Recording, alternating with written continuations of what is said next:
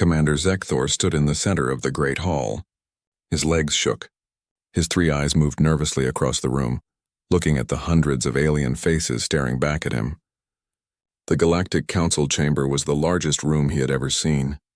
Representatives from 200 different species sat in curved rows that rose up like a giant bowl. All of them were there to hear him speak. Zekthor was a Calaxian.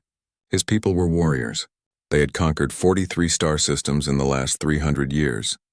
His exoskeleton was normally a bright purple color that showed his rank and victories. Today it looked dull and gray. He had not polished it in weeks. He could not bring himself to care about such things anymore. The council leader, a floating creature made of light and gas, spoke in a voice that filled the chamber. Commander Zekthor, you stand before this council to give testimony about the incident at the human colony of New Perth. You will tell us everything that happened. The council will decide if war crimes were committed. Zekthor clicked his mandibles together nervously. War crimes. They thought he was here because his people had done something wrong. They did not understand. Not yet. Honored council, he began, his voice translator working to change his clicks and chirps into galactic standard. I will tell you what happened. But you must understand something first. My people did not commit crimes against the humans. We followed the same rules we have always followed. The same rules every species in this chamber has followed. There were murmurs in the audience. Several ambassadors shifted in their seats. 6 months ago, my government decided to take action against the human colony on New Perth. The planet was in a system we claimed as our territory. The humans had settled there without permission. We asked them to leave. They refused. The council leader's light pulsed. This is known. Continue. Zekthor's voice became quieter. The council approved our mission. 17 species voted yes. 32 voted to abstain. Only 5 voted against it. It was legal. It was justified. We would teach these newcomers how the galaxy works. He remembered that day clearly, the day his fleet left Calaxian space. He had commanded 42 warships. Each ship carried 300 soldiers. His fleet was powerful enough to conquer a dozen primitive worlds. And the humans? They had only 8 defense platforms and perhaps 20 small ships. The battle would last hours at most. The humans would surrender. They would leave. Everything would return to normal. We reached New Perth on schedule, Zekthor continued. We sent them a message. We told them to evacuate the planet within 48 hours. We told them that if they did not leave, we would destroy their orbital stations and begin bombardment. We gave them time. We were being merciful. He paused. His breathing tubes flared. The humans sent us a reply. It was very short. Only 5 words. They said, "You picked the wrong species." Several council members made sounds of confusion. The council leader said, "That is all?" They did not negotiate? No, they did not ask for more time. They did not try to bargain. They did not ask to speak to our diplomats. Just those 5 words.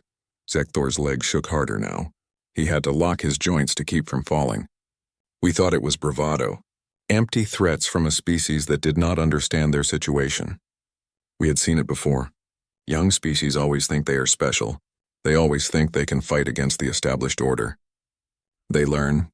They always learn. He looked around the chamber. 48 hours passed. The humans did not leave. So we attacked. The attack had been perfect. Textbook military strategy. His ships destroyed 3 orbital platforms in the first volley. The human ships tried to fight back, but they were too small, too weak.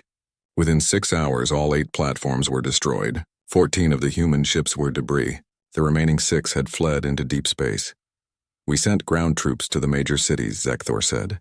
We expected the civilian government to surrender immediately. No orbital defenses. No fleet, no hope.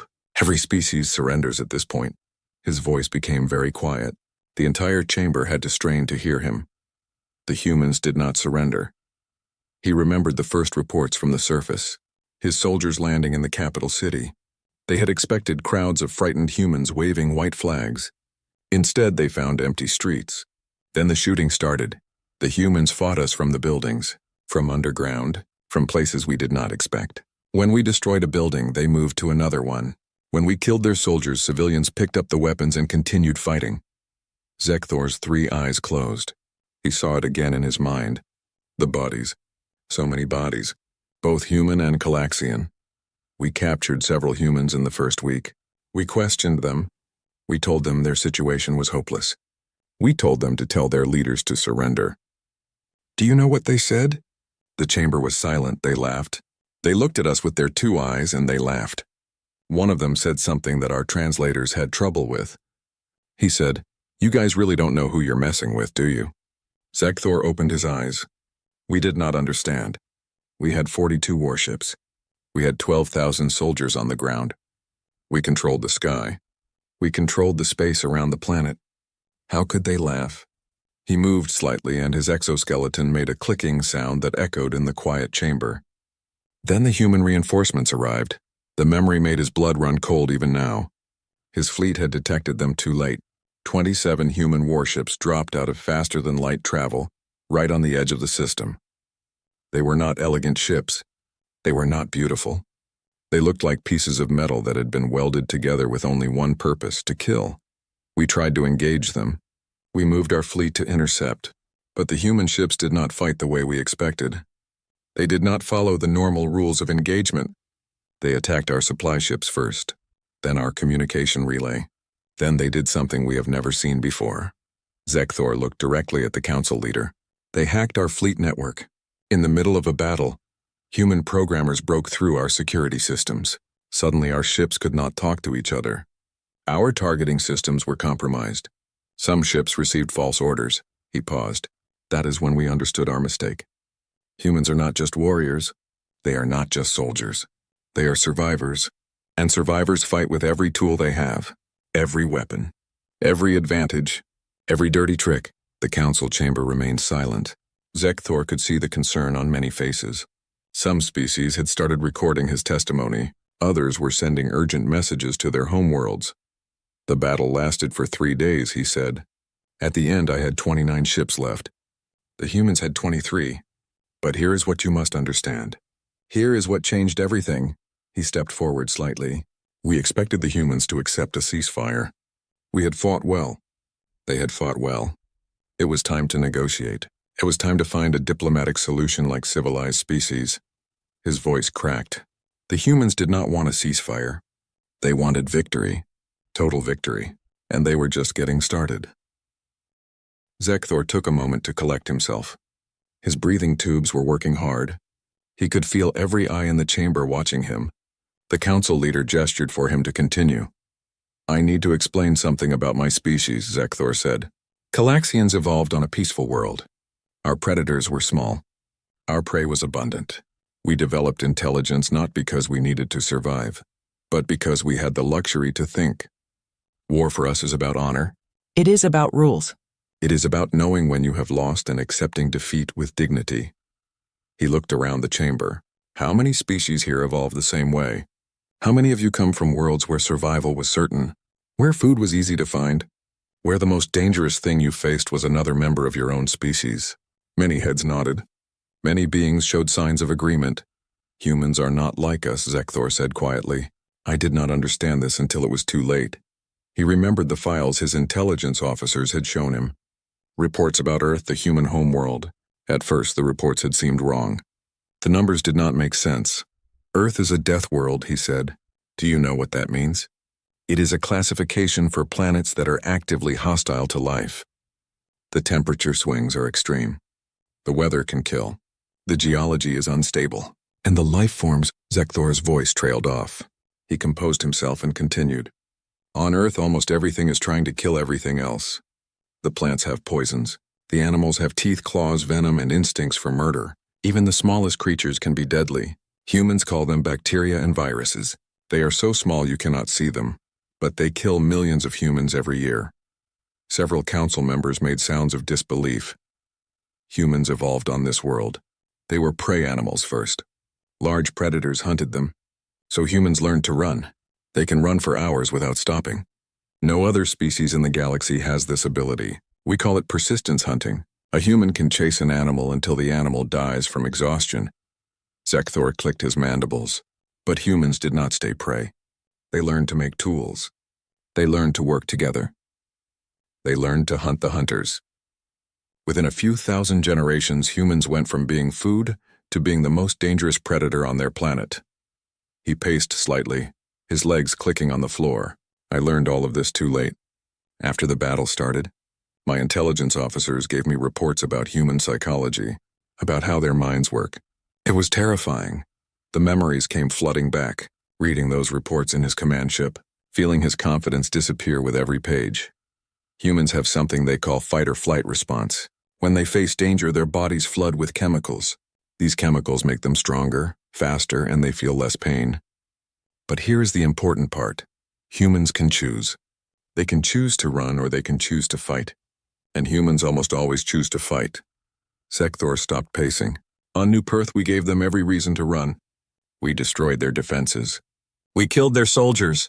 We occupied their cities. Any reasonable species would have evacuated, would have surrendered, would have chosen to live to fight another day. His voice became stronger. But humans do not think like that. To a human, running is not survival. Running is just dying slowly. So they fight. They fight when the odds are impossible. They fight when there is no hope. They fight because fighting is what humans do. He remembered the reports from the ground forces, the confusion, the fear. His soldiers had been trained to fight other soldiers. They had not been trained to fight an entire population. Human children were setting traps for my soldiers, Zekthor said. Children, some as young as 12 Earth years. They would use their knowledge of the terrain to lead patrols into ambushes. They would hack our computer systems. They would steal supplies and weapons. He looked at the council leader. In Calaxian culture, children are sacred. We would never use children in war. But humans do not see it that way. They teach their children strategy games from birth. Games about war, games about survival, games about defeating opponents. By the time a human is 12 years old, they have played thousands of hours of these games. Several council members were making notes. Others were speaking quietly to each other. One of my officers captured a human child, Zekthor continued. A girl, perhaps 13 years old. He asked her why she was fighting, why she did not just surrender and live. Do you know what she said? The chamber was quiet. She said, "Because you attacked my home, and nobody attacks my home." Zekthor's 3 eyes looked down. Such a simple answer, but it explained everything. Humans do not fight for governments. They do not fight for resources. They fight for something deeper. They fight for their homes, for their families, for their species. And when you threaten those things, humans become unstoppable. He remembered the turning point of the ground battle. His forces had pushed into the capital city center. They had taken the government building. Victory seemed close. Then the human civilians had started their counterattack. Humans use something they call guerrilla warfare, Zekthor said. The word comes from their history. It means fighting without rules, fighting without honor, using every advantage no matter how small. His voice became bitter. My soldiers were trained for honorable combat. Stand in formation, shoot at the enemy. Advance or retreat based on the situation. But humans did not fight like that. They hid in buildings and shot from windows. They planted explosives on roads. They poisoned water supplies. They did things that no civilized species would do. He paused. No, that is wrong. They did things that no civilized species would need to do. Because we have never faced extinction. We have never needed to learn how to fight with everything we have. Zekthor looked up at the council. Then the human fleet showed us something else. After the first battle, we thought we understood human military tactics. We were wrong. He remembered the admiral of the human fleet, a woman named Martinez. She had sent him a message after the first engagement. Not a threat, not a demand, just a statement of fact. Admiral Martinez told me something, Zekthor said. She said when we did not start this war. But we will finish it. I did not understand what she meant. I thought it was just more human bravado. His voice dropped to almost a whisper, but then our scouts reported something impossible. Human ships were attacking our supply bases, our colonies, our mining operations, all across Calaxian space, simultaneous attacks, perfectly coordinated. The council chamber erupted in shocked sounds. Several representatives stood up. The council leader had to call for order. How? Someone shouted. How could they coordinate attacks across such distances? Zekthor looked at the speaker. Because while we were celebrating our victory over their orbital platforms, human intelligence was mapping our entire territory. While we were landing troops on New Perth, human hackers were stealing our military databases. While we were fighting on one planet, humans were planning a war across 50 star systems. He felt tired, so very tired. We Calaxians fight battles. We think in terms of engagements, victories, and defeats. Humans fight wars. They think in terms of campaigns, strategies, and total victory. When we attacked New Perth, we thought we were teaching them a lesson. We did not realize we were starting a war we could not win. The silence in the chamber was complete. Zekthor looked around at all the alien faces.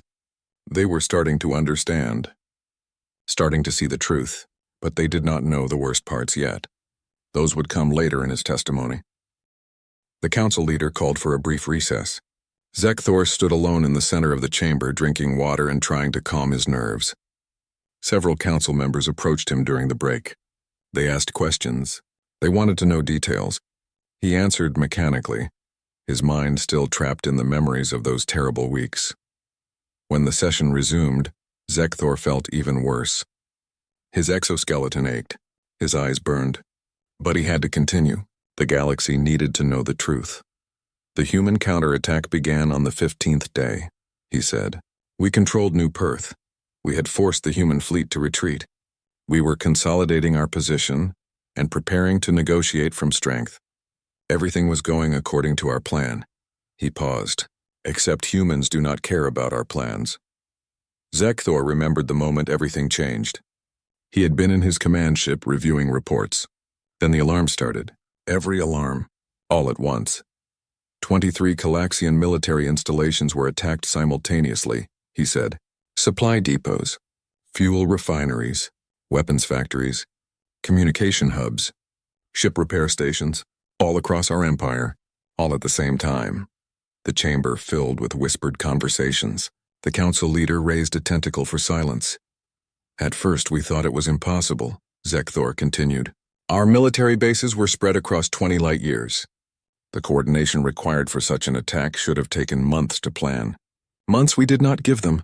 He clicked his mandibles bitterly. But humans had been planning since the moment we sent our first message to New Perth. While we were preparing our fleet, they were preparing their war. Zekthor pulled up a holographic display. It showed Calaxian space with red markers showing the attacked locations. Look at this pattern. Look at what they targeted. They did not attack our military fleet directly. They attacked our ability to sustain our fleet. He highlighted several points. This fuel depot supplied 30% of our navy. This communication hub coordinated fleet movements across 3 sectors. This repair station was the only facility capable of fixing our capital ships. Humans did not just attack us. They studied us. They learned our weaknesses. Then they cut out our heart. The display showed more data. Ship movements. Supply chains. Communication networks. All of it compromised. Within 4 days, our fleet at New Perth was running low on ammunition, Zekthor said. Within 7 days, we had no replacement parts for damaged ships. Within 10 days, we could not communicate with our homeworld without using civilian networks that humans could intercept. He looked at the council. Do you understand what this means? Humans spent less than 2 weeks destroying military infrastructure that took us centuries to build. Zekthor changed the display to show battle footage, grainy images of human ships attacking Calaxian installations. Watch how they fight. Watch their tactics. The footage showed a human destroyer attacking a Calaxian supply convoy. The human ship did not engage the military escorts. Instead, it fired on the cargo ships, destroying supplies worth millions of credits. When the escorts moved to intercept, the human ship ran. It did not fight. It just completed its mission and left. Humans do not care about honor in battle, Zekthor said. They care about results. If running away achieves their goal, they run. If fighting achieves their goal, they fight. They have no ego about it. No shame. He showed more footage. Human Marines boarding a Calaxian station. Here, watch this. These are human soldiers taking one of our communication bases. The footage was brutal. Human soldiers moved through corridors in small groups. They used grenades, automatic weapons, and explosive charges. They did not try to capture the station intact. They just destroyed everything important and left. They were in and out in 11 minutes, Zekthor said. 11 minutes. And in that time, they destroyed equipment that would take us 8 months to replace. He turned off the display. But the attacks were just the beginning. Humans did something else. Something we never expected. Zekthor's voice became hollow. They used psychological warfare. The council members looked confused. Several asked what that term meant. Psychological warfare is fighting against the enemy's mind, Zekthor explained. Humans did not just want to defeat our military. They wanted to defeat our will to fight. He described how human ships would broadcast footage of successful attacks across all frequencies, how human hackers would break into Calaxian civilian networks and show battle reports, how human propaganda specialists would analyze Calaxian psychology and create messages designed to spread fear. They made videos showing our ships being destroyed, Zekthor said. They showed our soldiers surrendering. They showed our leaders looking confused and defeated. Then they broadcast these videos to every Calaxian world. His voice shook. They even sent messages directly to our soldiers' personal communicators. Messages like, "Your government sent you to die. Your families think you are winning, but you are losing. Go home while you still can." Several council members looked disturbed. This kind of warfare was unknown to most species. It worked, Zekthor said simply. After 2 weeks, morale in our fleet collapsed. Soldiers stopped trusting their officers. Officers stopped trusting command. Everyone was afraid. Everyone wanted to go home. He remembered the meeting with his senior staff. 3 admirals and 7 ship commanders. They had all agreed. The war was unwinnable. "I sent a message to human command," Zekthor said. "I requested a ceasefire. I offered to withdraw from New Perth. I thought surely humans would agree. We had fought well. They had fought well. It was time for diplomacy." His 3 eyes closed. Admiral Martinez responded within an hour. She said no. The chamber was silent. "She did not just say no," Zekthor continued. "She sent me a document, a human military doctrine called Proportional Response +1. It means that humans will always respond to aggression with slightly more force than was used against them. Always one level higher. Always escalating." He opened his eyes. "We killed 2,000 human civilians in our bombardment of New Perth. Martinez told me that she would consider a ceasefire after Calaxian civilian casualties reached 2001. Shocked sounds filled the chamber. Several representatives protested. The council leader called for order again. "I protested too," Zekthor said. "I told her that such a demand was barbaric, that civilized species do not target civilians." "Do you know what she said?" He looked at the council leader. She said, "You should have thought of that before you killed ours." Zekthor's voice became very quiet. "That is when I understood. Humans have rules. They have laws. They have honor. But if you break their rules first, they will abandon all of them. They will become as brutal as necessary to win." He described the next phase of the war. Human attacks on Calaxian colonies, not military bases, colonies, civilian populations. "They did not kill civilians," Zekthor said quickly, "but they destroyed infrastructure. Power plants, water treatment facilities, food production centers. They made life impossible without actually killing anyone." He looked around the chamber. "Can you see how clever this is? They did not commit war crimes. They did not violate galactic law. They just made millions of Calaxians suffer. And every day those Calaxians called our government demanding that the war end." Zekthor's legs almost gave out. He locked his joints and forced himself to stay upright. Within 3 weeks, the Calaxian Empire had lost more ships than in 300 years of conquest. We had lost critical infrastructure. We had lost our people's trust. We had lost our confidence. He looked directly at the council leader, and humans had barely started fighting. They had not used their nuclear weapons. They had not deployed their biological warfare divisions. They had not activated their full military reserves. Martinez told me that everything I had seen was just the opening move in a human war. His voice broke. She said that if we did not surrender, she would show me what humans do when they stop being nice, when they stop holding back, when they fight a real war. Zekthor stood in silence for a moment. Then he said the words that still haunted him. "I believed her. I surrendered, not because we could not keep fighting, but because I was afraid of what would happen if we did." The council chamber remained silent for a long moment after Zekthor's last statement. Finally, a representative from the Quelon species stood up. The Quelon were known as warriors themselves. They had fought wars across the galaxy for centuries. "Commander Zekthor," the Quelon said, his voice booming, "my people have reviewed the battle reports. The Calaxian Empire is one of the strongest military powers in the galaxy. You had superior numbers, superior technology, and superior position. How did you lose to a species that has been in space for less than 100 years? Zekthor looked at the Quilon warrior. Because humans are not like us, any of us. And I did not understand this until it was too late. He gestured for a medical display to appear. With the council's permission, I would like to show you something. Something that I did not believe until I saw it with my own eyes. The council leader gave permission. Zekthor pulled up medical files captured from human databases. This is a human soldier, he said, showing a medical scan. This soldier was wounded in combat on New Perth. He took 3 plasma shots to his torso. Any one of these shots would have killed a Calaxian instantly. Our exoskeletons crack. Our organs rupture. We die within seconds. He zoomed in on the scan. Look at this human. 3 shots. Massive tissue damage. Internal bleeding. Severe burns. According to our medical understanding, he should be dead. Zekthor changed the image. This is the same human 10 minutes later. Still fighting. Still shooting at my soldiers. Still moving and thinking and killing. Shocked sounds filled the chamber. Several medical specialists in the audience stood up to get a better look. How? Someone asked. Humans call it adrenaline, Zekthor explained. It is a chemical their bodies produce in response to danger. It increases their strength. It reduces pain. It keeps them functional even when they should be dead. He showed more medical files. This human soldier continued fighting for 37 minutes after receiving his wounds.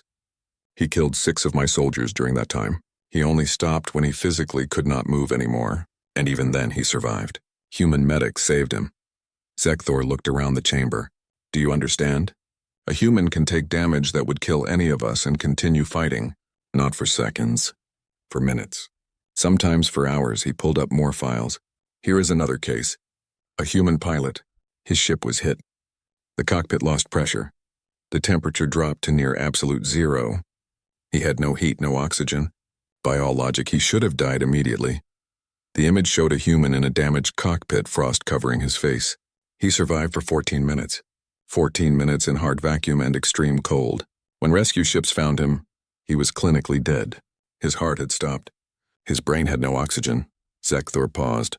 Human medics brought him back to life. They restarted his heart. They warmed his body. They oxygenated his blood. 6 weeks later, he was flying missions again. The chamber erupted in disbelief. Several medical specialists were arguing that such a thing was impossible. I did not believe it either, Zekthor said. So I studied human biology. I learned things that terrified me. He brought up a comparison chart showing human biology versus other galactic species. Humans have redundant systems. 2 lungs, 2 kidneys. They can lose one and survive. They have a liver that can regenerate. If you cut out half of a human liver, it grows back. More shocked reactions from the audience. Their bones can break and heal stronger than before, Zekthor continued. Their muscles tear and rebuild larger. Their skin scars and becomes tougher. Humans are not just resilient. They become stronger through damage. He showed images of human evolution. This is because humans evolved on a death world. Everything on Earth is trying to kill everything else. Humans developed these traits because the weak ones died. The strong ones survived and passed on their genes. For millions of years, Earth selected for the most resilient, most adaptable, most unkillable humans. Zekthor changed the display to show psychological data. But physical resilience is not the most frightening thing about humans. The most frightening thing is their minds. He pulled up case studies from human military records. Humans suffer psychological damage from combat. They call it post-traumatic stress disorder. It is a condition where the mind is injured by the horrors of war. Several council members nodded. Most species experience similar problems. But here is what makes humans different, Zekthor said. Most species who develop this condition die. The psychological damage is too severe. The mind breaks and cannot be repaired. He showed human medical facilities. Humans have created an entire system to repair broken minds. They have therapy. They have medication. They have support groups. They have programs designed to help damaged soldiers return to normal life. Zekthor's voice became hollow. In Calaxian society, a warrior who experiences true trauma simply dies. Our minds are not built to handle the stress. We do not have the adaptability to recover. But humans, they recover, they heal, and many of them go back to war. He showed statistics. 30% of human combat veterans return for second deployments. 10% serve 3 or more deployments. Some humans spend decades at war. The council chamber was silent. Everyone was trying to process this information. I spoke to a human prisoner, Zekthor said quietly, a young man perhaps 25 Earth years old. He had been fighting for 7 years. 7 years of combat. I asked him why he kept fighting, why he did not just refuse to go back to war. Zekthor's 3 eyes looked down. He told me that someone had to do it. That someone had to protect his people. That someone had to stand between his home and danger. And if not him, then who? He looked up at the council. That is what humans believe. That is what makes them dangerous. They see war not as an adventure or a way to gain honor. They see it as a job, a terrible necessary job that someone has to do. Zekthor pulled up more data. Humans have studied war for their entire history. They have analyzed every battle, every strategy, every tactic. They have written millions of pages about how to fight, how to win, how to survive. He showed human military academies. They train their soldiers for years. Not just physical training, mental training, psychological training. They teach humans how to function under stress, how to make decisions under fire, how to stay calm when everyone around them is dying. The display showed human training exercises, soldiers running through obstacle courses while instructors shot at them with non-lethal rounds, pilots flying simulators through impossible scenarios, Marines practicing room-clearing operations thousands of times until it became automatic. Humans practice war, Zekthor said. Other species prepare for war. Humans practice it, over and over, until every movement is instinct, until every decision is automatic, until they can fight while wounded, exhausted, terrified, and still win. He showed footage from New Perth, human civilians helping wounded soldiers, human children carrying ammunition, human elderly providing intelligence about Calaxian troop movements. But the most dangerous thing about humans is not their soldiers, Zekthor said. It is their unity. When humans are threatened, they do not divide. They do not argue about politics or religion or resources. They come together. He showed images of human society mobilizing for war, factories converting to weapons production, scientists developing new technology, civilians volunteering for military service. In 3 weeks, human industrial output increased by 40%, Zekthor said. They stopped making consumer goods and started making weapons. They stopped thinking about peace and started thinking about victory. His voice became very quiet. I reported all of this to my government. I told them that humans were different, that we needed to sue for peace immediately. Do you know what they said? Zekthor looked at the council leader. They said I was being dramatic, that I was letting fear cloud my judgment, that humans were just another primitive species that needed to learn their place. He paused. They were wrong, and by the time they realized it, the war was already over. Zekthor stood in the center of the chamber, feeling the weight of 200 species watching him. He was near the end of his testimony. Soon he would tell them the final truth, the one that kept him awake at night. The war lasted 5 weeks, he said. 5 weeks from the first shot to our unconditional surrender. The Calaxian Empire had existed for 800 years. We had conquered 43 star systems. We had a fleet of 300 warships and an army of 2 million soldiers. He paused. Humans defeated us in 5 weeks, the council leader spoke. Tell us about the surrender, Commander. Zekthor's legs clicked nervously on the floor. I sent the surrender message on day 34 of the conflict. By that point, we had lost 103 warships. We had lost 18 military bases. We had lost 47% of our industrial capacity, and most importantly, we had lost our will to fight. He brought up the final battle statistics. The human fleet had grown to 68 ships. They had somehow built 41 new warships in 5 weeks. 41 ships. Do you understand what that means? Humans have an industrial capacity that rivals the entire Calaxian Empire. Several council members were frantically taking notes. Admiral Martinez accepted our surrender, Zekthor continued, but she did not do so gracefully. She did not show mercy. She dictated terms. He pulled up the treaty document. It appeared in the air above him, dozens of pages long. These are the terms of our surrender. The Calaxian Empire agreed to all of them because we had no choice. Zekthor highlighted the first section. Article 1. The Calaxian Empire recognizes human sovereignty over New Perth and 17 other contested star systems. We gave them the territory they originally settled, plus 16 more systems as compensation.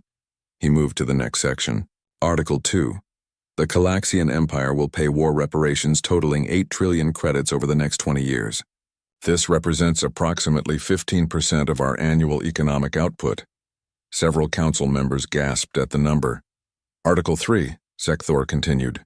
The Calaxian Empire grants humanity access to all Calaxian military technology, scientific research, and historical databases. We gave them everything. Every secret, every innovation, every tactical doctrine we developed over 8 centuries. He looked around the chamber. Do you see what this means? Humans went to war with inferior technology. Now they have access to some of the most advanced technology in the galaxy, and they will study it. They will improve it. They will make it their own. Zekthor moved to another section. Article 4. The Calaxian Empire recognizes humanity's right to a permanent seat on the Galactic Council, with full voting privileges and security guarantees. The chamber erupted. Representatives stood up shouting protests. The council leader had to call for order multiple times. This is what I came here to tell you, Zekthor said loudly, speaking over the noise. This is why I stand before this council. Not to confess war crimes, not to apologize, but to warn you. The chamber slowly quieted. Humanity demanded a council seat, Zekthor said. Not as a request, not as a negotiation, as a requirement for peace. Admiral Martinez told me something I will never forget. She said, "What we tried asking politely. We tried following your rules. We tried being patient. You attacked us. Now we are done asking." He looked at each council member in turn. Humans are offering the galaxy one chance, one opportunity to accept them as equals, not as subordinates, not as newcomers, as equals. Zekthor's voice became harder. If the galaxy refuses, humans will take what they want. They proved they can defeat a major military power. They proved they can outproduce our industries. They proved they can outthink our strategists. And they are just getting started. He pulled up human population statistics. Humanity has 7 billion people on Earth. They have established 63 colonies across 22 star systems. Their population is growing by 3% per year. In 50 years, humans will number 20 billion. The implications hung in the air. But population is not the most concerning thing, Zekthor said. The most concerning thing is human learning. Every battle teaches them something.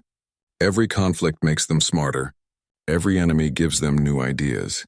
He showed battle analysis reports. Human military analysts studied our tactics. They found our weaknesses. They developed counters. Then they wrote everything down. They created training manuals. They built simulators. They taught every human soldier how to fight Calaxians. Zekthor changed the display. Now they are doing the same thing for every species in the galaxy. Human intelligence has compiled files on all of you. They have analyzed your military capabilities. They have identified your weaknesses. They have developed battle plans. Shocked silence filled the chamber. I have seen these files, Zekthor said. The humans showed them to me as part of our surrender negotiations. They wanted me to understand something. They are prepared to fight anyone, everyone, the entire galaxy if necessary. He pulled up a specific document. This is the human military doctrine called overwhelming deterrence. The principle is simple. Be so strong that no one dares to attack you. Have such powerful weapons and such skilled soldiers that war becomes unthinkable. Zekthor looked at the council leader. Humans are not pacifists. They do not believe in peace through weakness. They believe in peace through strength. They will be friendly, cooperative, and respectful to species that treat them as equals, but they will utterly destroy any species that threatens them. He deactivated the displays. I have one more thing to show you. Something I found in every human city, every human ship, every human home. An image appeared, simple words in English translated into Galactic Standard. 4 words. Never again means never. This is the human promise, Zekthor said quietly. Never again will they be victims. Never again will they be helpless. Never again will they allow others to threaten their survival. And they mean it. With every fiber of their being, they mean it. He looked around the chamber. Humans remember their history.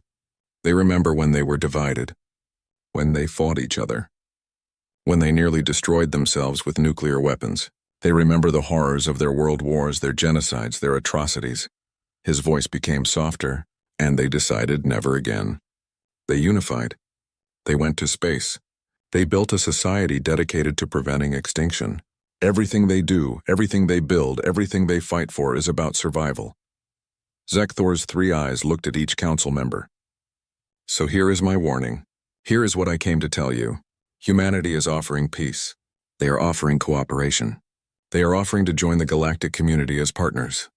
He paused. Accept their offer. Because the alternative is a war you cannot win. A war that will cost millions of lives. A war that will end with humans controlling the galaxy, not because they want to, but because you forced them to.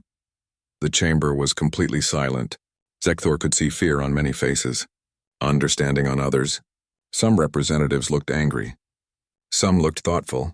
All of them looked concerned. The vote on Humanity's Council membership is scheduled for tomorrow, Zekthor said. I recommend that every species vote yes. Not because humans deserve it, but because humanity has earned it.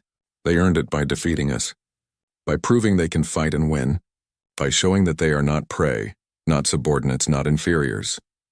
He took a deep breath. They are survivors, and in the end, survival is the only thing that matters. Zekthor finished his testimony with one final statement. I fought humans.